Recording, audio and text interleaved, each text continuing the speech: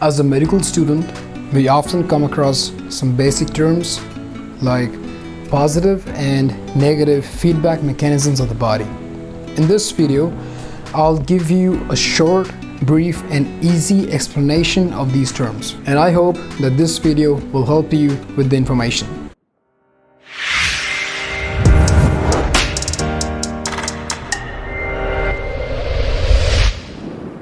So what is negative feedback mechanism? For this, I'll use the example of arterial blood flow, how it regulates in the body. Well, there are a lot of control systems in the body that regulate our blood flow, but one of them is the Baroreceptor System. In our body, in the walls of the thorax, we have baroreceptors at the level where the carotid artery it bifurcates. That is at the level of 4th cervical vertebra. And also these baroreceptors are present at the arc of aorta. Now when these baroreceptors, when they get stimulated, and how they get stimulated is when they sense a stretch in the arterial wall, and that stretch will be a result of extremely high blood pressure. So due to extremely high blood pressure, the walls of the artery they stretch, and due to the stretch, the baroreceptors get stimulated. And when they get stimulated, they send an army of impulses to the midbrain. When the impulses they reach the midbrain, they inhibit or they reduce the functioning of the vasomotor centers. When the functioning of the vasomotor centers is reduced, the number of impulses that are being sent to the heart through the sensory nervous system is highly reduced. So when these impulses are highly reduced, the pumping of the heart is degraded.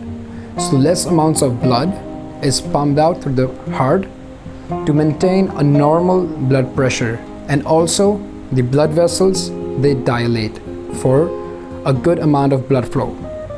So these changes they result in normal blood flow, or the blood flow it returns to the normal range.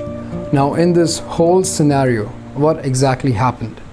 The initial stimulus of the body was increase in blood flow. So that was the initial stimulus, increase in blood flow. But what is the result? Decrease in blood flow, or blood flow coming back to a normal range. So this is a negative response to the initial stimulus. Once again, the stimulus or the initial stimulus of the body was increase in blood flow. The blood flow in the body or in the arteries, it was increasing. But that increase in blood flow, it led to such events in the body that reduced the blood flow. So the result is actually negative to the initial stimulus. This is why it is known as a negative feedback mechanism, because the result is negative. And this negative feedback is for maintaining the homeostasis of the body, for proper functioning of the body. Now coming on to the positive feedback mechanism. The positive feedback mechanism is also known as the vicious cycle of death. Because positive feedback, if not controlled, it often leads to instability, and that is a problem. Now coming back to the previous example of the arterial blood flow, now imagine the body would respond positively to increase in the blood flow. That is, the blood flow would keep on increasing. Again, a positive response would be letting the blood flow increase again, and that would keep on increasing and increasing and increasing. Now this is a positive response and is known as the positive feedback mechanism. As you see, the blood pressure is not being reduced, but it is being increased, and this is a positive response to the initial stimulus. But positive feedback is not always dangerous.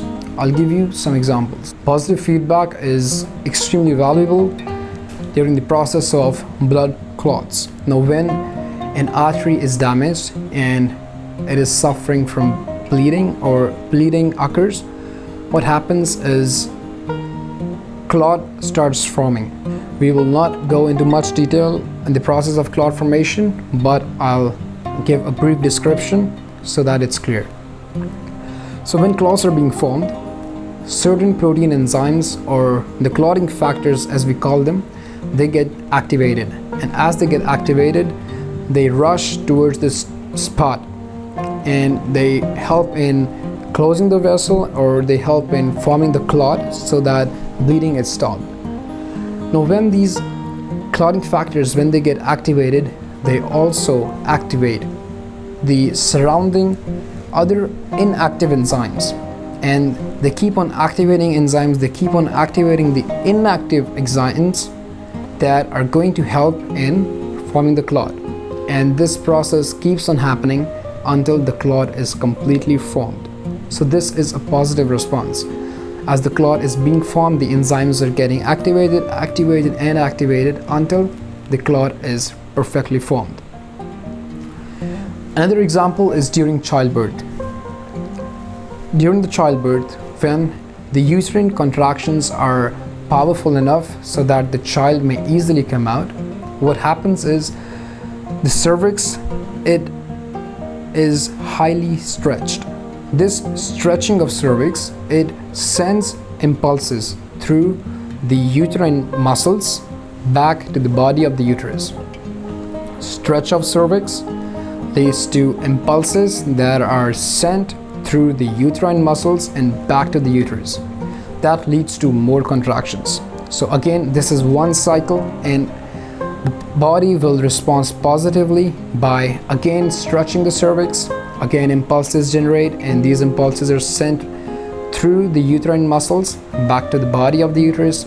Again, contractions, again stretching of the uterus, and then the impulses are sent through the uterine muscles back to the body of the uterus, and again powerful contractions. This process keeps on happening. The body is giving a positive response to the initial stimulus, and that leads to childbirth.